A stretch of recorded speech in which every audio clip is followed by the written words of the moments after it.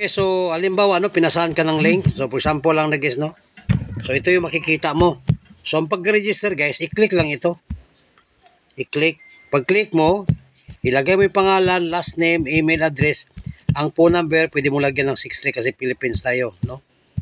So dito, 'di ba 0, halimbawa ang atong number ay 09, ilagay mo, or pwedeng tanggalan mo ng 0. Sa akin tinanggalan ko lang ng 0. So halimbawa 0956, 0956, so ito, blah blah blah, basta kumpletuhin mo lang siya. Pwedeng tanggalan mo ng 0, no? Tapos male, no? Kung lalaki ka, kung babae, female, no? So siguraduhin na matama to. Tapos place country, Philippines, no? Hanapin mo lang Philippines dito, no? Philippines, ganito, Philippines.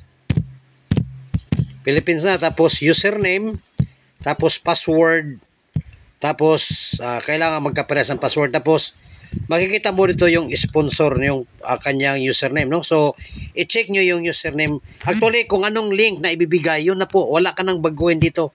So nakasulat na po ang username. So actually dito akin, no? So sa example lang to. So yan guys, ganun. Tapos i-click lang diretso ang register pag-click mo.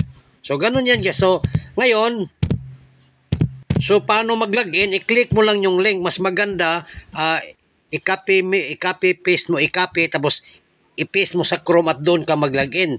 Kasi pag mag-login mo, halimbawa nag-login ka, halimbawa tulad nito, no? So nag-login. Tulad nito ay i-diin lang sa daliri at i-click ang copy link or copy link address.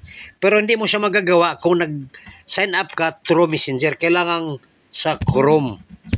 Pagkatapos explore niyo dito guys, no? Compensation plan. Makikita nyo na dito na lahat, oh. Yan.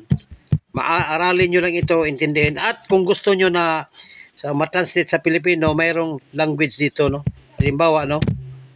Halimbawa, Pilipino, no? Nandito na Pilipino, kung gusto nyo Tagalog, oh. Yan, oh. Magiging Tagalog na. Okay, so thank you very much.